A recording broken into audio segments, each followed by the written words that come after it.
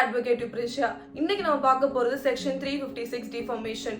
ரிலேட்டிவாவே இருந்தாலும் தப்புனா தப்பு தாங்க. பிஎன்எஸ் செக்ஷன் 356ல என்ன சொல்றாங்கன்னா, வைஃப், ஹஸ்பண்ட், ரிலேட்டிவ், ஃப்ரெண்ட் யாரா இருந்தாலும் உங்க பேரை வச்சுட்டு காசிப் பண்ணாலோ இல்ல பேக் பைட்டிங் பண்ணா, பொய்யான ஒரு அக்யூசேஷனை வச்சு உங்க ரெப்யூட்டேஷனை கெடுத்தாங்கன்னா அது எல்லாமே கிரைமா தான் கன்சிடர் பண்ணுவாங்க. வேர்ட்ஸ் மூலியமா இல்ல மெசேஜ் மூலியமா, வாட்ஸ்அப் ஸ்டேட்டஸ் போஸ்ட் மூலியமா, சிக்னல் ஆர் இமேஜ்ல எது மூலியமா இருந்தாலுமே தேர்ட் பர்சனுக்கு ரீச் ஆகுற மாதிரி உங்களை அசிங்கப்படுத்தினா கேஸ் போடலாம். அதுக்கு பனிஷ்மெண்ட்டும் இருக்குங்க. 2 years சிம்பிள் இம்ப்ரிஸ்மெண்ட் பிளஸ் ஃபைன் இருக்கும்.